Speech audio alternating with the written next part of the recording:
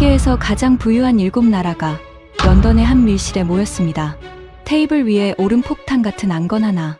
대한민국을 8번째 정식 회원으로 받을 것인가. 누군가는 코웃음을 쳤습니다. 하지만 오만하던 회의실은 단 몇 시간 만에 완전히 뒤집혔습니다. 런던의 밀실에서 벌어진 그 충격적인 전말을 지금 공개합니다. 시작하기 전 구독과 좋아요, 그리고 대한민국 파이팅 댓글로 한국을 응원해주세요. 저는 데니얼 하트먼입니다. 미국 국무부에서 경제안보를 담당해왔고, 그날 그 자리에는 미국을 대표하는 셰르파 자격으로 앉아 있었습니다. 셰르파, 히말라야에서 정상까지 짐을 지고 길을 여는 안내인의 이름을 딴 자리죠. 정상들이 회의장에 앉기 전에 누구를 부를지, 무엇을 논의할지, 어떤 나라를 이 안으로 들일지 말지를 실무에서 결정하는 사람. 그게 제 일이었습니다. 30년이 넘도록 말이죠. 그러니 솔직하게 말씀드리겠습니다. 그날 그 안건을 처음 봤을 때 저 역시 속으로 이렇게 생각했습니다. 한국을 이 테이블에? 회의실 문이 닫히자 공기가 무거워졌습니다. 긴 원목 테이블을 사이에 두고 5나라의 대표들이 마주 앉았습니다. 미국, 영국, 독일, 프랑스, 그리고 일본. 나머지 2나라는 화상으로 연결되어 있었죠. 셰르파 회의라는 건 원래 이런 자리입니다. 카메라도 없고 기자도 없고 외교적인 수사도 걷어낸 채 각국 정부가 진짜 속내를 꺼내놓는 방. 그래서 이 방에서 나온 말은 밖으로 나가지 않습니다. 의장을 맡은 제가 안건지를 넘기며 입을 열었습니다. 오늘 첫 번째 안건입니다. 다들 받아보셨을 겁니다. 제 왼쪽에 앉아있던 독일 대표가 먼저 반응했습니다. 클라라 백, 34살의 젊은 경제 분석관이었습니다. 이런 자리에서 그 나이는 확실히 어린 축에 속했죠. 하지만 그녀는 이미 유럽에서 가장 날카로운 데이터 분석가로 이름이 나 있었습니다. 클라라가 태블릿을 세우며 말했습니다. 제가 이 안건을 올렸습니다. 순간 몇몇의 시선이 그녀에게 쏠렸습니다. 저는 침착하게 물었어요. 이유를 들어볼까요? 백 분석관. 질문 하나로 시작하겠습니다. 그녀가 방을 한 바퀴 둘러본 뒤 또박또박 말했습니다. 왜 한국은 아직도 이 테이블 밖에 있습니까? 방 안이 술렁였습니다. 누군가는 헛웃음을 흘렸고 누군가는 팔짱을 꼈습니다. 저는 그 질문이 이 방에서 어떤 파장을 일으킬지 그때는 짐작만 하고 있었습니다. 클라라가 태블릿을 톡 두드리자 정면 화면에 그 두 숫자가 떠올랐습니다. 42%, 5,100억 달러. 우리 7나라가 세계 경제에서 차지하는 비중입니다. 반세기 전에는 65%였습니다. 지금은 42%입니다. 우리는 지금 세계의 절반도 대표하지 못합니다. 그녀의 목소리는 떨림 하나 없었습니다. 그리고 이건 바로 지금 한국이라는 한 나라가 반도체 하나에 투자하겠다고 발표한 금액입니다. 5,100억 달러. 우리 유럽 전체가 반도체 산업을 살리겠다고 몇 년에 걸쳐 마련한 예산의 몇 배입니다. 방이 조용해졌습니다. 하지만 그 침묵은 인정의 침묵이 아니었습니다. 다들 반박할 말을 고르고 있었을 뿐이죠. 저는 그 표정들을 읽을 수 있었습니다. 30년을 이 바닥에서 보냈으니까요. 그리고 그 순간 저는 제 안에서도 똑같은 저항감이 올라오는 걸 느꼈습니다.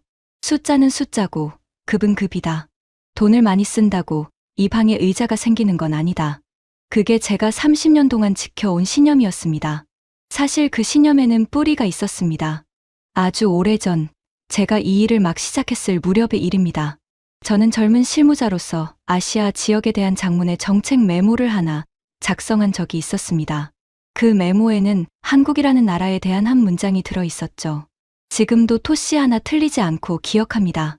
한국은 미국의 우산 아래에서 성장한 나라이며 앞으로도 하위 파트너의 위치를 벗어나기 어렵다.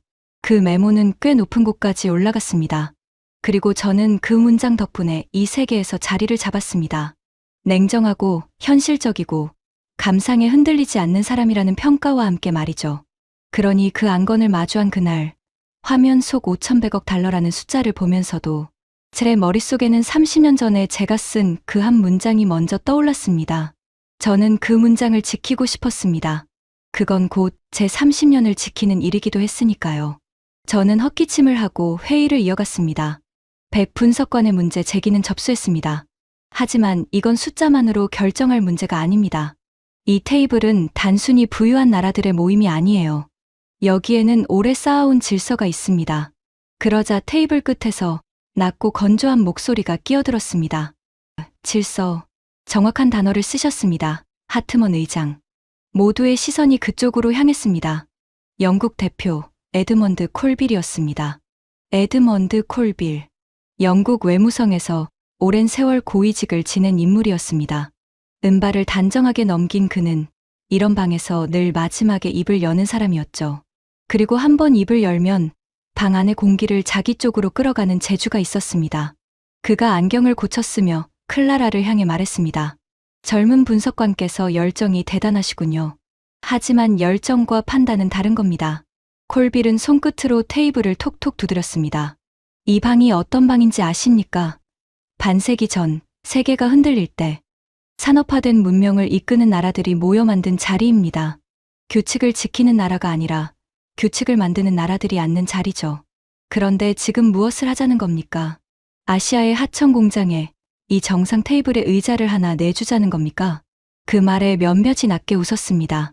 저는 그 웃음소리가 방 안에 번지는 걸 들으며 속이 편치 않았습니다. 하지만 겉으로는 아무 표정도 짓지 않았죠. 콜빌 대표, 표현이 좀 과하십니다. 과한 게 아니라 정확한 겁니다. 하트먼 의장. 콜빌이 목소리를 높였습니다. 한국이 뭘 하는 나라입니까?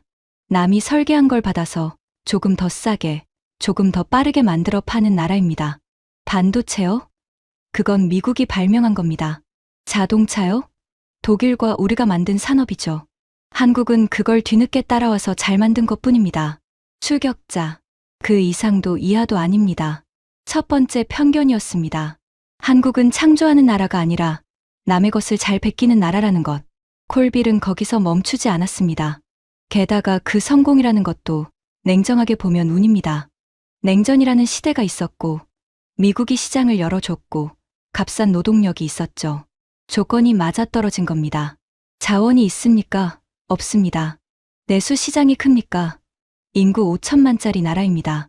몇몇 대기업 몇 개가 휘청하면 나라 전체가 흔들리는 구조예요. 그런 나라의 성공을 우리가 이 테이블에서 진지하게 논할 수는 없습니다. 두 번째 편견. 한국의 성공은 실력이 아니라 시대와 행운이 겹친 일시적 현상이라는 것. 그리고 콜빌은 마지막 한마디를 던졌습니다. 그는 의자에 등을 기대며 아주 여유로운 표정으로 말했습니다. 우리가 그들을 무시하는 게 아닙니다. 자리를 아는 것뿐이죠. 한국은 잘 사는 신흥국입니다. 부지런하고 똑똑하고 인정합니다. 하지만 신흥국은 신흥국입니다. 손님으로 초대할 수는 있어요. 우리도 늘 그래왔으니까.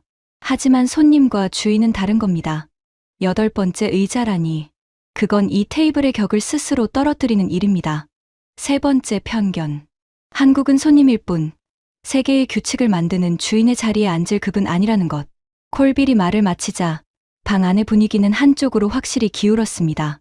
프랑스 대표는 팔짱을 낀 채 고개를 끄덕였고 화상으로 연결된 두 나라의 대표도 별다른 반박을 하지 않았습니다. 일본 대표만이 조용히 서류를 내려다보고 있었죠. 다카하시 게니치. 그는 그날 거의 말이 없었습니다. 하지만 저는 그의 침묵이 동의가 아니라는 걸 나중에 알게 됩니다. 저는 의장으로서 균형을 잡아야 했습니다. 하지만 솔직히 그 순간 제 마음은 이미 콜빌 쪽에 가 있었습니다. 그의 말은 곧 제 30년의 신념이었으니까요. 남이 만든 걸 잘 따라 만드는 나라, 운이 좋았던 나라, 손님으로는 부를 수 있어도 주인은 될 수 없는 나라. 제가 젊은 시절에 쓴 그 한 문장과 콜빌의 말은 정확히 같은 곳을 향하고 있었습니다. 저는 클라라를 바라봤습니다. 그녀가 어떻게 반응할지 궁금했거든요. 이 정도 압박이면 웬만한 사람은 물러섭니다. 그런데 클라라는 물러서지 않았습니다. 그녀는 콜빌의 조롱을 다 듣고 나서도 표정 하나 바꾸지 않았습니다. 오히려 아주 차분하게 태블릿을 한 번 더 톡 두드렸죠. 콜빌 대표님 말씀 잘 들었습니다. 그녀의 목소리는 낮았지만 또렷했습니다. 그런데 세 가지 다 사실이 아닙니다. 하나씩 보여드리겠습니다. 첫 번째 편견부터요. 방 안의 웃음기가 조금씩 거치기 시작했습니다. 클라라가 화면을 바꾸자 다시 그 숫자가 떠올랐습니다. 5,100억 달러. 콜빌 대표님은 한국을 하청 공장이라고 하셨습니다. 남이 만든 걸 받아서 싸게 만드는 나라라고요. 그러면 질문 하나 드리겠습니다. 하청 공장이 자기 돈 5,100억 달러를 한 산업에 투자합니까? 콜빌이 코웃음을 쳤습니다. 돈을 쓴다고 급이 생기는 게 아니라고 방금 하트먼 의장이 말씀하셨을 텐데요. 돈의 액수만 말씀드리는 게 아닙니다. 그 돈이 어디를 향하는지를 말씀드리는 겁니다. 클라라가 화면에 또 다른 숫자를 띄웠습니다. 860억 유로. 우리 유럽이 반도체 산업을 살리겠다고 몇 년 전에 발표한 반도체법의 규모입니다. 공공과 민간을 다 합쳐서요. 그런데 실제로 유치된 투자는 이것보다도 적었습니다. 일자리도 계획에 한참 못 미쳤죠.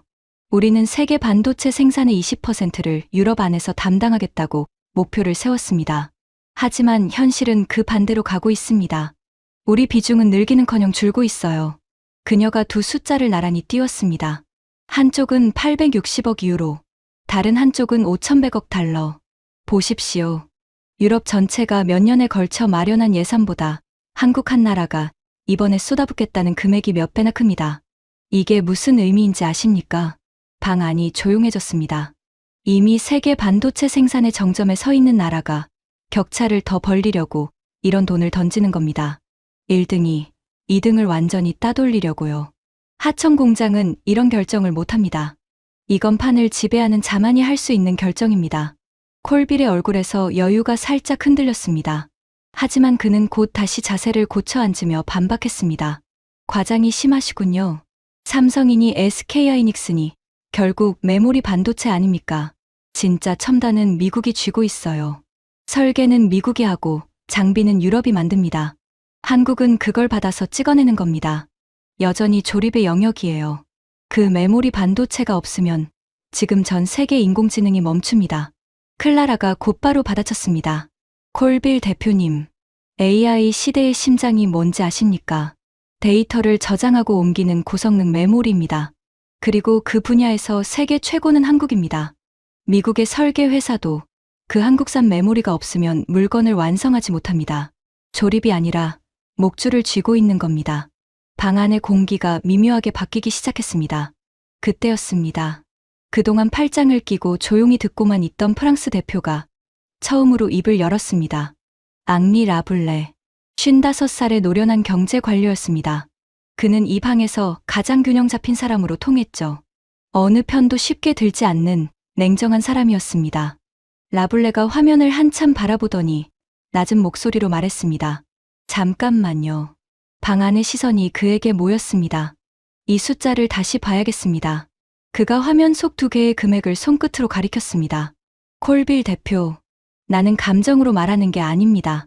숫자로만 보겠습니다. 저 5,100억 달러라는 금액은 우리 유럽 전체가 이 산업에 쓰기로 한 돈보다 큽니다. 그냥 큰 정도가 아니라 몇 배가 큽니다. 나는 지금까지 이걸 그냥 지나쳤습니다. 그런데 이렇게 나란히 놓고 보니 라블레가 잠시 말을 멈췄습니다. 그리고 이렇게 덧붙였습니다. 이건 우리가 무시할 수 있는 숫자가 아닙니다. 순간 방 안에 짧은 정적이 흘렀습니다. 콜빌이 곧바로 반박하려 입을 열었습니다. 라블레 대표, 겨우 투자 금액 하나로 겨우라고 하셨습니까? 라블레가 조용히 되물었습니다. 우리가 몇 년을 고민해서 만든 예산을 저 나라는 한 번에 넘어섰습니다. 나는 그걸 겨우라고 부르지 못하겠습니다. 콜빌은 입을 다물었습니다. 그리고 그 순간 저는 등줄기를 타고 서늘한 무언가가 지나가는 걸 느꼈습니다. 라블레는 이 방에서 가장 냉정한 사람이었습니다. 좀처럼 흔들리지 않는 사람이었죠. 그런 그가 방금 처음으로 흔들렸습니다. 그것도 한국이라는 나라의 숫자 하나 앞에서요. 저는 30년 동안 이런 방을 수없이 봐왔습니다. 그리고 압니다. 이런 방에서 가장 냉정한 사람이 흔들리기 시작하면 그건 절대 우연이 아니라는 걸요. 저는 애써 침착하게 회의를 정리했습니다. 좋습니다. 투자 규모에 대한 지적은 인정하겠습니다. 하지만 이건 시작일 뿐입니다. 백 분석관, 다음으로 넘어가죠. 제 목소리는 평소와 다름없이 들렸을 겁니다. 하지만 그때 이미 제 안에서는 30년 동안 단 한 번도 흔들린 적 없던 그 한 문장이 아주 미세하게 금이 가기 시작하고 있었습니다. 한국은 하위 파트너의 위치를 벗어나기 어렵다. 정말 그럴까? 저는 그날 처음으로 제가 쓴 그 문장을 스스로 의심했습니다. 그리고 클라라는 이제 겨우 첫 번째 편견을 깼을 뿐이었습니다. 진짜 이야기는 아직 시작도 하지 않았죠. 다음에 그녀가 꺼낸 것은 이 방에 있던 우리 모두의 얼굴을 하얗게 질리게 만든 전 세계 돈의 흐름에 관한 이야기였습니다. 콜빌은 첫 번째 편견이 흔들린 걸 인정하고 싶지 않았습니다. 그는 곧바로 반격에 나섰죠. 좋습니다. 투자 규모는 크다고 칩시다. 하지만 그건 한국이 도박을 한 것뿐입니다. 자원도 내수도 없는 나라가 반도체 하나에 국운을 걸었다. 그건 대단한 게 아니라 위태로운 겁니다. 조건이 바뀌면 한순간에 무너질 성공이에요. 두 번째 편견이었습니다. 한국의 성공은 실력이 아니라 운과 도박이라는 것. 클라라는 이 순간을 기다리고 있었던 것 같았습니다. 그녀가 옅게 미소를 짓더니 화면을 바꿨습니다. 운이라. 좋은 단어입니다. 그러면 세계에서 가장 냉정한 사람들에게 물어보겠습니다. 돈을 다루는 사람들에게요. 화면에 새로운 숫자가 떴습니다. 34점. 세계에서 가장 큰 금융회사 34곳을 상대로 한 조사입니다. 이들이 앞으로 아시아에서 어느 시장에 돈을 넣을 것인지를 물었습니다. 콜빌 대표님, 5년 전만 해도 이 질문의 답은 하나였습니다. 중국이었죠. 압도적으로요. 그런데 지금은 어떤지 아십니까? 그녀가 한 박자 쉬었습니다. 방 안의 시선이 화면에 모였습니다. 자본이 중국을 떠나고 있습니다. 이유는 분명합니다. 규제가 하루아침에 바뀌고 정치적 위험이 커지고 무엇보다 그 안에서 무슨 일이 벌어지는지 밖에서 알 수가 없습니다. 큰 돈일수록 그런 불확실성을 싫어합니다. 인도도 검토했지만 절차가 너무 복잡하고 느려서 관심이 식었습니다. 그러면 그 어마어마한 돈이 지금 어디로 가고 있을까요? 화면에 두 개의 숫자가 나란히 떠올랐습니다. 21% 그리고 50%. 한국입니다. 이 금융회사들이 앞으로 한국 시장에서 사업을 키우겠다고 답한 비율입니다. 작년에는 21%였습니다. 올해는 50%입니다. 단 1년 만에 2배가 넘게 뛰었습니다. 이런 속도로 관심이 쏠린 나라는 이 조사에서 한국이 유일합니다. 방 안이 조용해졌습니다. 그리고 더 중요한 게 있습니다. 예전에는 이 회사들이 한국을 단순히 주식 시장으로만 봤습니다. 잠깐 사고 파는 시장이요. 그런데 지금은 다릅니다. 한국을 채권까지 포함한 종합금융시장으로 보기 시작했습니다. 잠깐 들렀다 가는 곳이 아니라 뿌리를 내리고 오래 머물 곳으로 본다는 뜻입니다. 이건 유행이 아닙니다. 정착입니다. 클라라가 콜빌을 똑바로 바라봤습니다. 콜빌 대표님, 이 사람들은 애국심으로 돈을 넣지 않습니다. 감정으로 투자하지도 않습니다. 세상에서 가장 계산적인 사람들이에요. 그런 사람들이 중국과 인도를 뒤로하고 한국으로 방향을 틀고 있습니다. 이걸 운이라고 부르시겠습니까?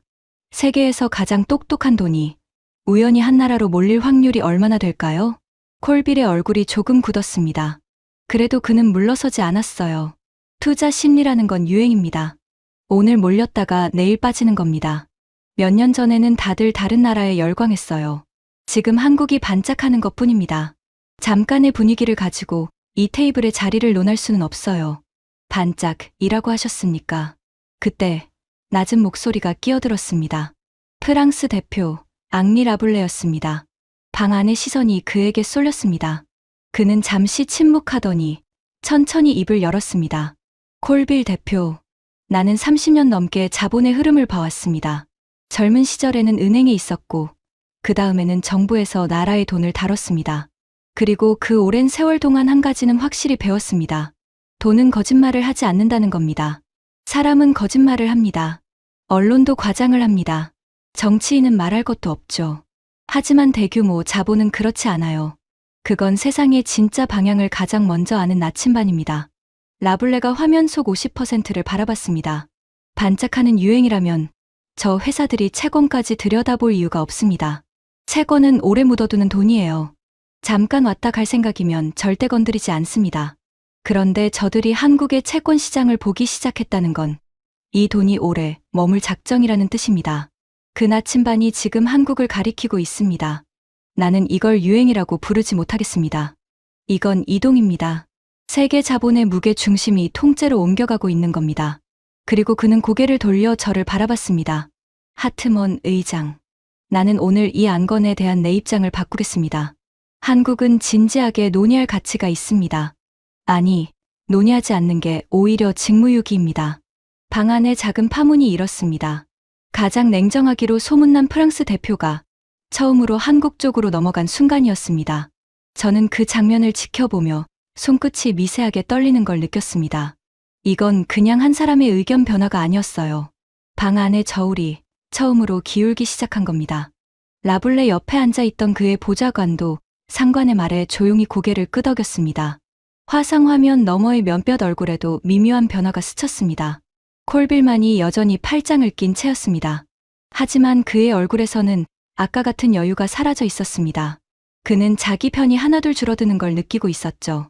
라블레의 전향으로 방 안의 공기가 바뀌었습니다. 클라라는 그 흐름을 놓치지 않았습니다. 콜빌 대표님, 마지막 편견이 남았습니다. 한국은 잘 사는 신흥국일 뿐 우리 급은 아니라고 하셨죠. 손님으로는 부를 수 있어도 주인은 아니라고요. 그건 편견이 아니라 사실입니다. 그럼 여쭙겠습니다. 주인이 손님을 따라 배우기도 합니까? 콜빌이 미간을 찌푸렸습니다. 무슨 말입니까? 클라라가 화면을 바꿨습니다. 이번에는 숫자가 아니라 여러 나라의 이름과 문장들이 떠올랐습니다. 지금 유럽의 여러 나라들이 한국을 자기들이 따라야 할 모델로 공개적으로 지목하고 있습니다. 무역 상대국이 아니라 배워야 할 국가라고요. 어떤 나라의 학자는 한국을 두고 이렇게 말했습니다. 세상에는 그냥 성장하는 나라가 있고 스스로를 완전히 새로 만들어내는 위대한 나라가 있는데 한국은 후자라고요. 반세기 남짓한 짧은 시간에 자원도 없고 큰 내수 시장도 없이 지름길 하나 없이 이걸 해냈다고요. 그녀가 라블레를 바라봤습니다. 라블레 대표님, 실례지만 프랑스 정부 안에서도 한국의 산업 정책을 연구하고 있지 않습니까? 라블레가 잠시 머뭇거리더니 솔직하게 인정했습니다. 부인하지 않겠습니다. 우리 정부 안에도 한국의 방식을 참고하자는 목소리가 있습니다. 특히 어떻게 한 나라가 그렇게 빠르게, 그렇게 많은 돈을 연구 개발에 집중할 수 있었는지에 대해서요. 우리는 그게 늘 부러웠습니다. 말은 안 했지만요. 그 말에 방안이 다시 술렁였습니다. 클라라는 여기서 한 걸음 더 나아갔습니다. 그녀가 화상화면 쪽으로 시선을 돌렸습니다. 이건 프랑스만의 이야기가 아닙니다. 화면으로 참여하고 계신 두 분께 여쭙고 싶습니다. 두 나라도 지금 한국과 어떤 관계인지 말씀해 주시겠습니까? 잠시 침묵이 흐른 뒤 화상 속 한 대표가 입을 열었습니다. 솔직히 말씀드리겠습니다. 우리나라 기업들이 한국 기업들과 손을 잡으려고 줄을 서 있습니다. 우리 땅에 한국 기업의 배터리 공장이 들어섰고 인공지능과 우주 같은 첨단 분야에서 협력을 넓히고 있습니다. 최근에는 두 나라 관계를 특별한 전략적 동반자 관계로까지 격상했습니다. 그런데 냉정하게 보면 아쉬운 쪽은 우리입니다. 그들이 아니라요. 우리가 그들의 기술과 투자가 필요한 겁니다. 또 한 사람이 넘어간 겁니다. 그러자 다른 화상 대표도 조심스럽게 말을 보탰습니다. 우리도 비슷합니다. 핵심 광물이나 첨단 기술 분야에서 한국과 협력을 강화하기로 했습니다. 예전에는 우리가 도와주는 관계라고 생각했는데 어느새 대등한, 아니 어떤 분야에서는 우리가 배우는 관계가 되어 있더군요. 클라라가 방 전체를 향해 다시 말했습니다. 들으셨습니까? 남유럽의 한 강국은 아예 한국을 두고 자기들이 본받고 따라가야 할 국가 모델이라고 공식적으로 선언했습니다. 그 나라의 산업장관은 인터뷰에서 한국을 자기 나라의 직접 경쟁 상대로 지목했습니다. 세계 4위 자리를 놓고 아시아의 거인과 경쟁하고 있다고요. 그 아시아의 거인이 바로 한국입니다. 무시의 대상이 아니라 경쟁의 상대로 인정한 겁니다. 콜빌이 반박하려 했습니다. 몇몇 학자나 장관의 발언을 가지고 몇몇이 아닙니다. 콜빌 대표님. 클라라의 목소리가 단단해졌습니다. 유럽의 여러 정부가 여러 산업 분야에서 동시에 같은 결론에 도달하고 있습니다. 한국은 우리가 가르칠 나라가 아니라 우리가 배워야 할 나라라는 결론에요. 주인이 손님에게 배웁니까? 아니요. 우리는 지금 한국을 손님이라고 부르면서 뒤로는 그 손님의 방식을 몰래 베끼고 있는 겁니다. 그게 이 방의 진짜 모습입니다. 방 안에서 고개를 끄덕이는 사람이 눈에 띄게 늘었습니다. 저는 방 안을 천천히 둘러봤습니다. 라블레가 넘어갔고 화상으로 연결된 두 대표가 넘어갔고 그들의 보좌진 몇몇도 표정이 바뀌어 있었습니다. 아직 절반에는 이르지 못했지만 흐름은 이제 누구도 부정할 수 없을 만큼 한쪽으로 향하고 있었습니다. 콜빌은 눈에 띄게 고립되고 있었습니다. 그는 그걸 느꼈는지 목소리를 더 높였습니다. 여러분, 정신 차리십시오. 숫자 몇 개와 분위기에 휩쓸리고 있어요. 이 테이블은 감상으로 운영되는 곳이 아닙니다. 반세기 동안 지켜온 원칙이 있어요. 그때 저는 더 이상 침묵할 수 없다는 걸 깨달았습니다. 왜냐하면 콜빌이 방금 한 그 말은 30년 전에 제가 저 자신에게 했던 말과 정확히 같았기 때문입니다. 감상에 휩쓸리지 마라. 원칙을 지켜라. 냉정해라. 그 말들이 30년의 세월을 건너뛰어 제 귓가에 다시 울렸습니다. 저는 잠시 눈을 감았다 떴습니다. 그리고 회의를 잠시 멈추기로 했습니다. 잠깐 쉬었다 하겠습니다. 10분 뒤에 다시 시작하죠. 10분의 휴식이 선언되자 사람들이 하나둘 자리에서 일어났습니다. 회의실 한쪽 구석에 커피가 준비되어 있었습니다. 사람들은 종이컵을 들고 삼삼오오 모여 낮은 목소리로 이야기를 나눴습니다. 창밖은 완전히 어두워져 있었고 회의가 시작된 지 벌써 몇 시간이 지나 있었습니다. 저는 커피를 한 잔 따르며 방 안의 공기를 가만히 느껴봤습니다. 확실히 달라져 있었습니다. 회의가 시작될 때 이 방을 채우고 있던 건 오만과 확신이었습니다. 그런데 지금 이 방을 채우고 있는 건 무언가 불편한 깨달음이었습니다. 커피를 마시며 오가는 대화의 조각들이 제 귀에 들어왔습니다. 솔직히 저 숫자들 반박할 수가 없잖아. 우리가 너무 오래 옛날 생각에 갇혀 있었던 거 아닐까. 반도체 하나였으면 우연이라고 했겠지. 그런데 전부 다더라고. 저는 그 소리들을 들으며 종이컵을 손에 쥔 채 창가로 갔습니다. 유리창에 비친 제 얼굴이 낯설게 느껴졌습니다. 30년 동안 이 세계의 문지기로 살아온 사람의 얼굴이었습니다. 그때 클라라가 조용히 제 옆으로 다가왔습니다. 의장님, 괜찮으십니까? 저는 잠시 침묵하다 말했습니다. 백 분석관, 자네는 어떻게 이 확신을 갖게 됐나? 이 방에서 가장 어린 사람이 이 방에서 가장 나이 많은 사람들을 상대로 물러서지 않는다는 게 쉬운 일이 아닌데. 클라라가 옅게 웃었습니다. 저는 숫자를 믿습니다. 숫자는 나이도 국적도 자존심도 없거든요. 그냥 사실만 말합니다. 그리고 이 숫자들은 제가 처음 봤을 때 저를 부끄럽게 만들었습니다. 저 역시 한국을 잘 안다고 생각했는데 사실은 전혀 몰랐다는 걸 깨달았거든요. 부끄러움. 그 단어가 제 가슴에 박혔습니다. 왜냐하면 그건 지금 제가 느끼고 있는 감정과 정확히 같았으니까요. 방 반대쪽에서는 콜빌이 홀로 서 있었습니다. 아무도 그의 곁으로 가지 않았습니다. 방금 전까지 그의 말에 고개를 끄덕이던 사람들이 이제는 그를 슬며시 피하고 있었습니다. 그는 종이컵을 든 채 창밖만 바라보고 있었죠. 저는 그 뒷모습에서 묘한 감정을 느꼈습니다. 저 사람의 오만함이 곧 저의 30년이었으니까요. 그리고 방 한가운데 일본 대표 다카하시가 조용히 앉아 있었습니다. 그는 휴식 시간에도 자리를 뜨지 않았습니다. 두 손을 무릎 위에 모은 채 무언가를 골똘히 생각하고 있었죠. 저는 그의 표정에서 그가 아주 어려운 결정을 앞두고 있다는 걸 느꼈습니다. 하지만 그때는 그게 무슨 결정인지 알지 못했습니다. 10분이 지나고 사람들이 다시 자리로 돌아왔습니다. 저는 종이컵을 내려놓고 천천히 자리에서 일어섰습니다. 의장이 회의 중에 일어서는 건 흔한 일이 아닙니다. 방 안의 모든 시선이 저에게 쏠렸습니다. 콜빌조차 말을 멈췄죠. 이제 제 차례였습니다. 여러분, 잠시 제 이야기를 들어주시겠습니까? 의장으로서가 아니라 한 사람으로서 드리는 이야기입니다. 방이 조용해졌습니다. 저는 30년이 넘도록 이 일을 해왔습니다. 이 테이블에 누구를 앉힐지, 누구를 문 밖에 둘지를 결정하는 일이요. 그런데 제가 이 자리에 오르게 된 계기가 있습니다. 아주 오래전 제가 젊은 실무자였을 때 쓴 문서 하나 때문이었습니다. 저는 잠시 숨을 골랐습니다. 목이 말랐습니다. 그 문서에는 아시아 여러 나라에 대한 분석이 담겨 있었습니다. 그리고 그 중에 한국에 대한 문장이 하나 있었습니다. 저는 그 문장을 지금도 토시 하나 틀리지 않고 기억합니다. 방 안이 숨을 죽였습니다. 한국은 미국의 우산 아래에서 성장한 나라이며 앞으로도 하위 파트너의 위치를 벗어나기 어렵다. 제 목소리가 조금 흔들렸습니다. 그 문장 덕분에 저는 냉정하고 현실적인 사람이라는 평가를 받았습니다. 그리고 그 평가가 저를 여기까지 데려왔습니다. 그러니까 여러분, 저는 이 방에서 한국을 가장 오래, 가장 확실하게 무시해 온 사람입니다. 콜빌 대표보다도 훨씬 먼저요. 몇몇이 놀란 표정으로 저를 바라봤습니다. 콜빌도 예외는 아니었습니다. 그런데 사실 저에게는 아무에게도 말하지 않은 기억이 하나 있습니다. 오늘 처음 꺼내는 이야기입니다. 저는 눈을 감았습니다. 30년 전의 그날이 어제 일처럼 떠올랐습니다. 그 문서를 쓰던 무렵, 저는 한국제회의에서 한 한국인 관료를 만났습니다. 저보다 나이가 조금 많은 분이었어요. 회의 내내 조용히 앉아 메모만 하던 눈에 띄지 않는 사람이었습니다.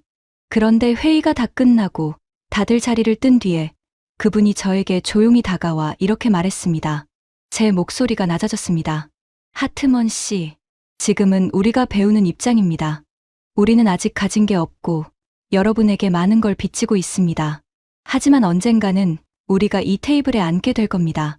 반드시 그렇게 될 겁니다. 그때 당신이 오늘의 우리를 기억해주면 좋겠습니다.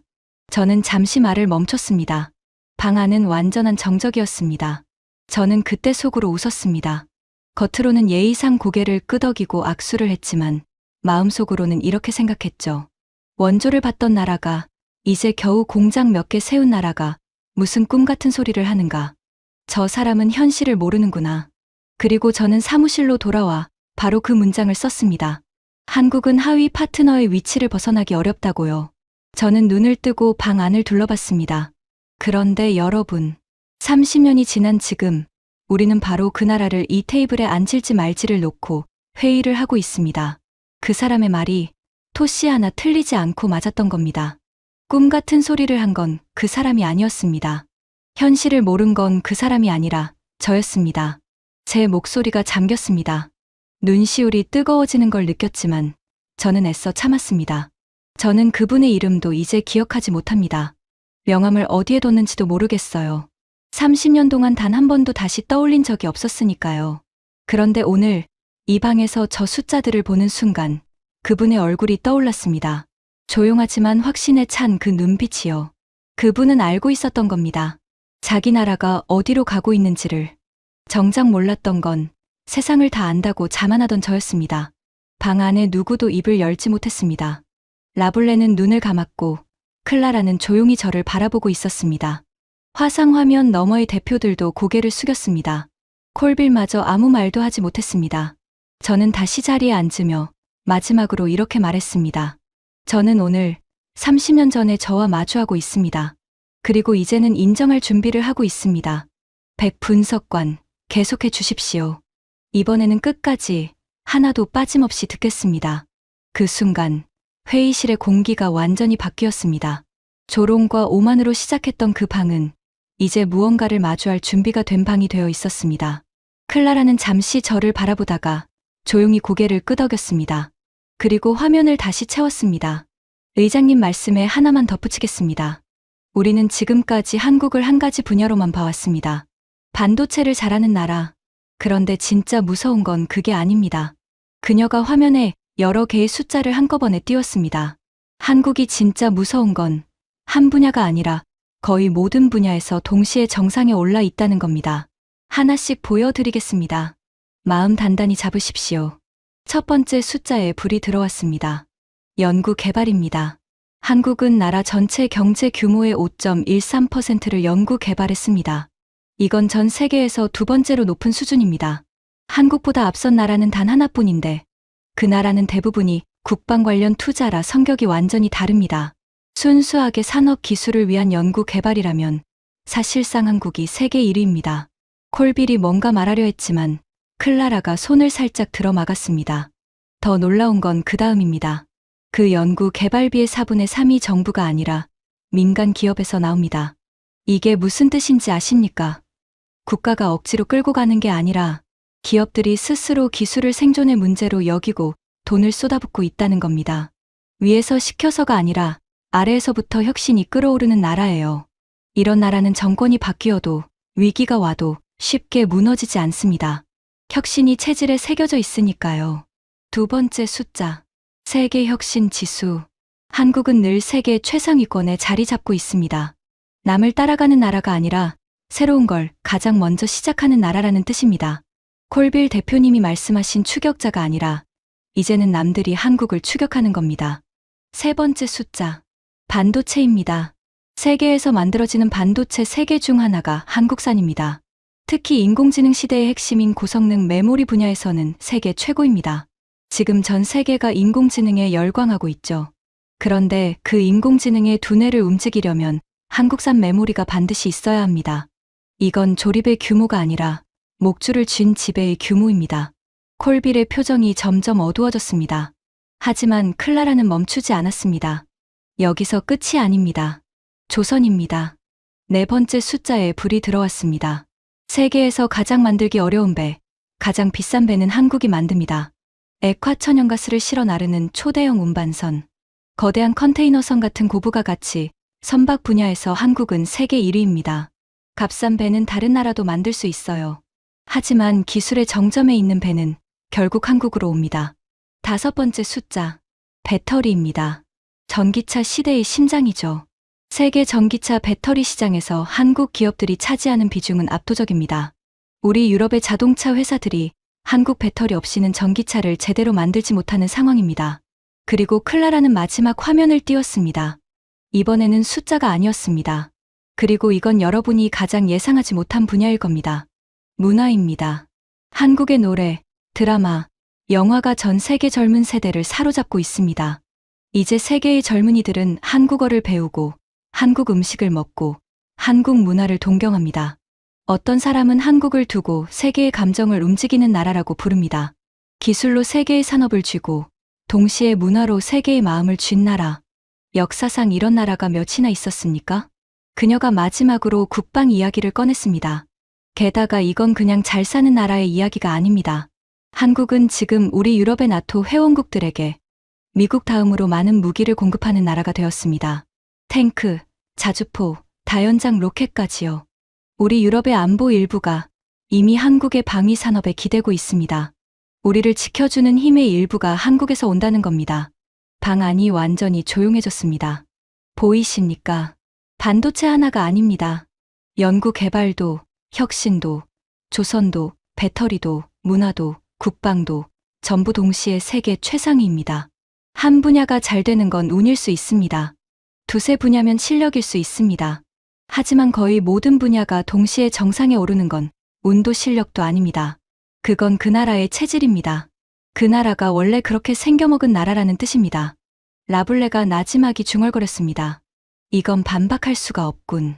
하나였으면 우겨봤을 텐데 전부 다잖아. 여기저기서 고개를 끄덕이는 사람이 늘어났습니다.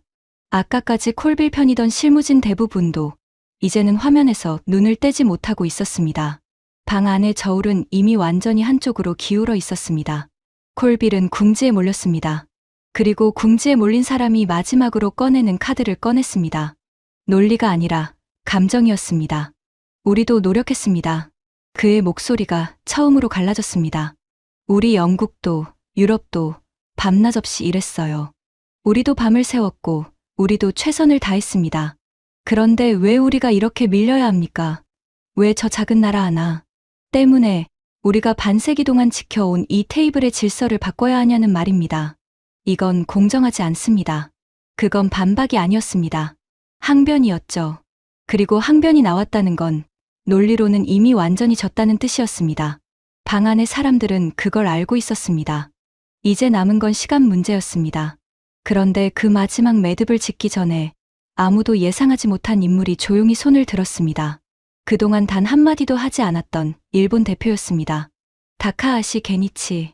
일본 경제산업 분야에서 오랜 세월을 보낸 노련한 관료였습니다. 그는 이 방에서 가장 미묘한 위치에 있는 사람이었습니다. 왜냐하면 그가 앉은 이 자리, 아시아에서 유일하게 이 테이블에 앉은 나라라는 그 상징을 한국이 나눠 가지려 하고 있었으니까요. 그가 찬성하는 순간 그의 나라는 아시아 유일이라는 특별한 지위를 잃게 됩니다. 이 방에서 한국의 가입을 반대할 이유가 가장 확실한 사람이 바로 다카하시였습니다. 그런 다카하시가 천천히 입을 열었습니다. 제가 오늘 계속 침묵한 이유를 이제 말씀드리겠습니다. 방 안의 모든 시선이 그에게 향했습니다. 저는 이 자리를 지켜야 하는 사람입니다. 제 나라가 오랫동안 아시아에서 유일하게 이 테이블에 앉아왔습니다. 그건 제 조국의 오랜 자부심이었습니다. 그러니 솔직히 말씀드리면 저는 오늘 이 안건에 반대하기 위해 이 자리에 왔습니다. 반대 논리도 잔뜩 준비해 왔습니다. 그가 잠시 말을 멈췄습니다. 방 안이 숨을 죽였습니다. 하지만 다카하시가 고개를 들었습니다. 그의 눈빛은 흔들림이 없었습니다. 저는 오늘 이 방에서 나온 숫자들을 하나도 빠짐없이 들었습니다. 그리고 저는 이 방의 그 누구보다 한국을 잘 아는 사람입니다. 왜냐하면 제 나라가 지난 수십 년 동안 한국과 가장 치열하게 경쟁해 온 나라이기 때문입니다. 우리는 이웃입니다. 그리고 이웃만큼 서로를 잘 아는 사이는 없습니다. 그의 목소리에 오랜 세월의 무게가 실렸습니다. 저는 압니다. 우리가 앞서 있던 분야들을 한국이 어떻게 하나씩 따라잡았는지를요. 반도체가 그랬습니다. 한때 그건 우리 일본의 자랑이었습니다. 그런데 지금은 한국이 그 정점에 서 있습니다. 조선이 그랬습니다. 배를 만드는 건 우리가 세계 최고라고 믿던 시절이 있었습니다. 그런데 이제 가장 어려운 배는 한국이 만듭니다. 하나씩, 하나씩. 그들은 우리를 따라잡았고, 이제는 우리를 넘어서고 있습니다. 다카하시가 잠시 눈을 감았다 떴습니다. 저는 오늘 두 가지 중 하나를 선택해야 합니다. 제 나라의 자존심을 지키기 위해 눈앞의 사실을 부정하거나 아니면 사실 앞에서 정직해지거나. 저는 오래 고민했습니다. 이 회의가 시작되고 지금까지 계속 고민했습니다. 그리고 방금 하트먼 의장의 이야기를 들으며 결론을 내렸습니다. 그가 저를 한번 바라본 뒤 다시 방 전체를 향해 말했습니다. 제 조국이 오래 지켜온 자리입니다. 그 자리를 나누는 게 저에게는 쉬운 일이 아닙니다. 하지만 데이터 앞에서 저는 정직해야겠습니다. 한국은 이미 이 테이블에 앉을 자격을 갖췄습니다. 아니, 솔직히 말하면 자격을 넘어선 지 오래입니다. 그걸 부정하는 건 제 나라의 오랜 경쟁자를 오히려 우습게 만드는 일입니다. 그가 목소리를 가다듬었습니다. 저는 제 경쟁자를 우습게 여기지 않습니다. 그럴 자격이 있는 훌륭한 상대이기 때문입니다. 진정으로 강한 나라는 강한 경쟁자를 인정할 줄 압니다. 그걸 두려워하는 나라야말로 사실은 약한 나라입니다. 저는 제 조국이 약한 나라가 되기를 원하지 않습니다. 다카하시가 저를 향해 고개를 깊이 숙였습니다. 하트먼 의장. 저는 오늘 반대하러 왔지만 찬성으로 돌아서겠습니다. 이건 패배가 아닙니다. 강한 자만이 할 수 있는 정직한 인정입니다. 방 안에 정적이 흘렀습니다. 그리고 그 정적은 조금 전까지의 정적과는 완전히 다른 것이었습니다. 그것은 감동이 만들어낸 정적이었습니다. 숙적이라 불러도 좋을 나라의 대표가 자기 자리를 위협하는 상대를 향해 그렇게 정직하게, 그렇게 품위 있게 인정한 겁니다. 그 어떤 유럽의 학자보다도, 그 어떤 금융회사의 숫자보다도 저는 이 순간이 가장 무겁게 느껴졌습니다.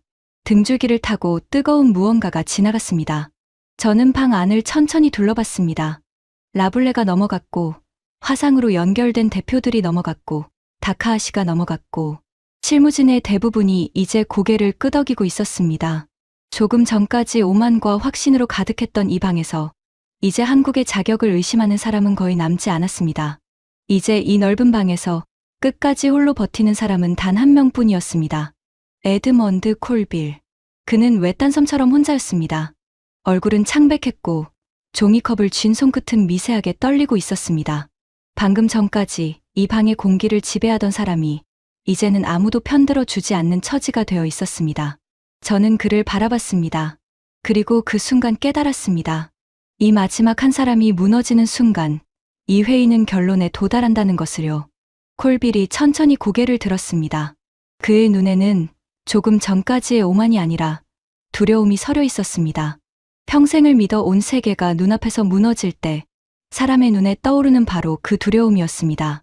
그가 무슨 말을 할지, 그리고 이 방이 어떤 결론에 도달할지, 그리고 30년 전 그 한국인 관료의 예언이 오늘 이 방에서 완성될지, 그 마지막 장면이 이제 막 시작되려 하고 있었습니다. 이제 이 넓은 방에서 한국의 자격을 의심하는 사람은 콜빌 단 한 명뿐이었습니다. 클라라가 마지막 화면을 띄웠습니다.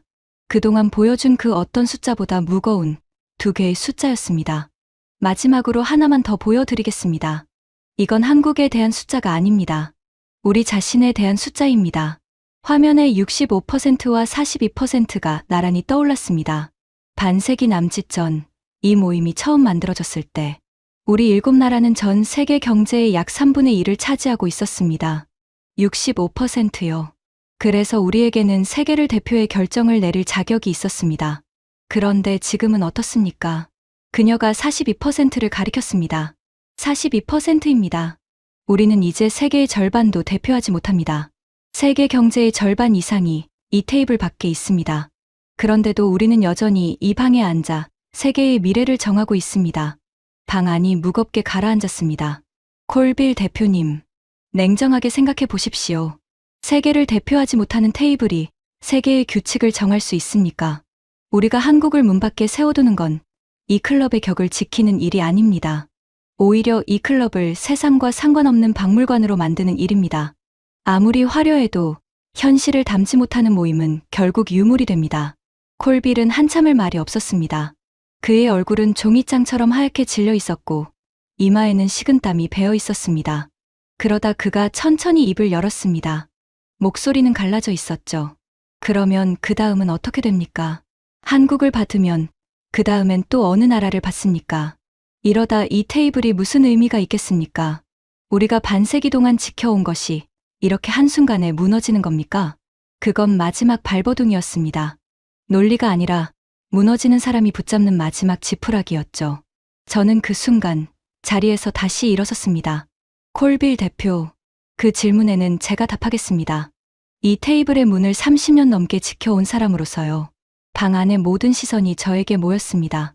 당신은 지금 문이 열리면 아무나 들어올까봐 두려워하고 있습니다. 하지만 그건 이 자리가 무엇으로 정해지는지를 잊었기 때문입니다. 이 자리는 동정으로 주는 게 아닙니다. 봐주기로 주는 것도 아닙니다. 오직 자격으로 주는 겁니다. 한국이 이 문을 여는 건 우리가 인심을 써서가 아닙니다. 한국이 그 자격을 스스로 증명했기 때문입니다. 반도체로, 연구 개발로, 자본으로, 국방으로, 문화로요. 오늘 이 방에서 우리 모두가 두 눈으로 확인한 그대로입니다. 제 목소리가 단단해졌습니다. 자격 있는 나라에게 문을 여는 건 이 클럽을 무너뜨리는 게 아닙니다. 오히려 이 클럽을 살아있게 만드는 유일한 방법입니다. 자격 있는 자를 밖에 세워두는 순간 이 테이블은 죽기 시작합니다. 우리가 지켜야 할 건 문이 아니라 그 문이 지켜온 원칙입니다. 그리고 그 원칙은 지금 한국을 안으로 들이라고 말하고 있습니다. 콜빌은 아무 말도 하지 못했습니다. 그는 무언가 반박하려는 듯 입을 몇 번 달싹였지만 어떤 말도 나오지 않았습니다. 방 안에 모두가 그를 바라보고 있었습니다.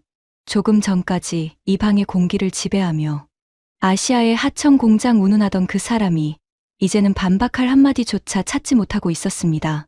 긴 침묵이 흘렀습니다. 창밖의 어둠만큼이나 깊은 침묵이었죠. 마침내 콜빌이 천천히 고개를 떨궜습니다. 그리고 아주 낮은 목소리로 겨우 이렇게 말했습니다.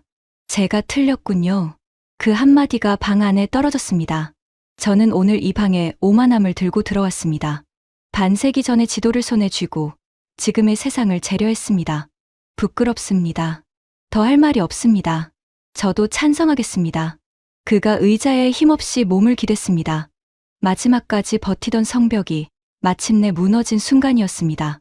방 안의 공기가 완전히 바뀌었습니다. 누구도 환호하지 않았습니다. 하지만 모두가 알고 있었습니다. 방금 이 방에서 한 시대가 끝나고 새로운 시대가 열렸다는 것을요. 저는 방 전체를 천천히 둘러봤습니다. 라블레, 다카하시, 화상 속의 두 대표, 클라라, 그리고 방금 무너진 콜빌까지. 이제 이 방에 한국의 자격을 의심하는 사람은 단 한 명도 남아있지 않았습니다. 저는 숨을 깊이 들이쉬었습니다. 그리고 30년을 이 문 앞에 서 있던 사람으로서 제 인생에서 가장 중요한 한 문장을 입 밖에 냈습니다. 미국을 대표하는 셰르파로서 저는 이 자리에서 공식적으로 권고합니다. 대한민국을 이 테이블의 8번째 정식 회원국으로 맞이할 것을 정상들께 제안하겠습니다. 제 목소리가 회의실에 울려 퍼졌습니다. 30년 전 한국은 하위 파트너의 위치를 벗어나기 어렵다고 썼던 바로 그 손으로 저는 오늘 한국을 이 세계의 가장 높은 테이블로 불러들이고 있었습니다. 문을 걸어 잠그던 문지기가 스스로 그 문을 활짝 열어젖힌 겁니다. 눈시울이 뜨거워졌습니다. 이번에는 참지 않았습니다. 회의가 끝나고 사람들이 하나둘 방을 나섰습니다. 라블레는 나가는 길에 제 어깨를 가만히 두드렸습니다. 다카하시는 저에게 다가와 조용히 악수를 청했죠. 그의 손은 따뜻했습니다. 의장님, 오늘 우리는 옳은 일을 했습니다. 그가 그렇게 말하고 방을 나섰습니다. 텅 빈 회의실에 저 혼자 남았습니다. 정면 화면에는 아직도 그 두 숫자가 희미하게 남아 있었습니다. 5,100억 달러, 그리고 42%. 저는 창가로 걸어가 런던의 밤을 내려다봤습니다. 그리고 다시 30년 전 그 한국인 관료의 얼굴을 떠올렸습니다. 지금은 우리가 배우는 입장입니다. 하지만 언젠가는 우리가 이 테이블에 앉게 될 겁니다. 그때 당신이 오늘의 우리를 기억해주면 좋겠습니다. 저는 그때 그 말을 꿈 같은 소리라고 여겼습니다. 원조를 받던 작은 나라의 헛된 바람이라고요. 그런데 30년이 지난 오늘, 그 헛된 바람이 세계에서 가장 높은 테이블 위에서 현실이 되었습니다. 틀린 건 그 사람이 아니라 세상을 다 안다고 자만하던 저였습니다. 문득 그런 생각이 들었습니다. 그 나라는 어떻게 여기까지 온 걸까? 자원도 없었습니다. 큰 내수 시장도 없었습니다. 반세기 전만 해도 전쟁의 폐허 위에서 남의 도움을 받아야 했던 나라였습니다. 사방이 강대국으로 둘러싸여 늘 눈치를 보며 살아야 했던 나라였죠. 어떤 지름길도 없었습니다. 그런데 바로 그 나라가 오늘 우리를 앞질렀습니다. 우리가 반도체를 발명했다고 자랑하는 동안 그들은 그 반도체의 정점에 올라섰습니다. 우리가 연구 개발을 이야기하는 동안 그들은 세계에서 가장 많은 돈을 연구 개발에 쏟아붓고 있었습니다. 우리가 자기 자리를 지키는데 급급한 동안 그들은 묵묵히 미래를 준비하고 있었습니다. 그들에게는 우리가 잃어버린 무언가가 있었습니다. 미래를 향한 집착이었죠. 이제 세상의 순서가 바뀌었습니다. 한때 세계의 질서를 그저 따라가기만 하던 나라가 이제는 그 질서를 만드는 자리에 앉게 되었습니다. 규칙을 지키던 나라에서 규칙을 쓰는 나라로요. 세계는 이제 한국이 무엇을 만들고 어디로 가는지를 예전과는 비교할 수 없는 관심으로 지켜보게 될 겁니다. 그리고 저는 30년 만에 하나의 진실을 인정하게 되었습니다. 우리가 한국을 밖에 세워둔 게 아니었습니다. 한국이 우리를 앞질러 걸어간 것이었습니다. 우리가 뒤늦게 그 사실을 깨닫고 이제야 문을 연 것뿐이었죠. 저는 마지막으로 화면 속 숫자를 한 번 더 바라봤습니다. 그리고 조용히 회의실에 불을 껐습니다. 밖으로 나오니 런던의 밤 공기가 차가웠습니다. 하지만 제 마음은 이상하리만치 따뜻했습니다. 오늘 저는 30년 전에 저 자신과 마주했고 그리고 마침내 그 사람에게 진 빚을 갚았으니까요. 혹시 지금 이 이야기를 듣고 계신 여러분 중에도 스스로를 과소평가하는데 익숙한 분이 계실지 모르겠습니다. 강대국들 사이에서 늘 남과 비교하며 우리가 우리 자신을 가장 먼저 낮춰보는 것에 익숙해진 분들이요. 하지만 오늘 그 런던의 회의실에서 벌어진 일이 하나의 진실을 분명하게 말해줍니다. 세계는 이미 한국을 다르게 보고 있다는 것을요.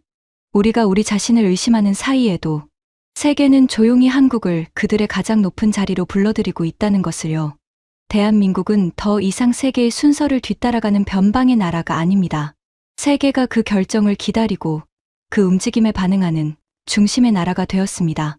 지금까지 데니얼 하트먼이 런던의 밀실에서 목격한 세계의 질서가 바뀐 충격적인 이야기였습니다. 강대국들 사이에서 늘 스스로를 가장 먼저 낮춰보던 우리의 시선도 오늘 이 이야기처럼 바뀔 수 있도록 이 영상을 널리 공유해주세요. 우리가 우리를 믿는 순간 세상도 우리를 다르게 보기 시작합니다. 대한민국은 이미 세계가 그 결정을 기다리는 중심의 나라입니다. 구독과 좋아요도 부탁드립니다. 지금까지 감동날다였습니다. 감사합니다.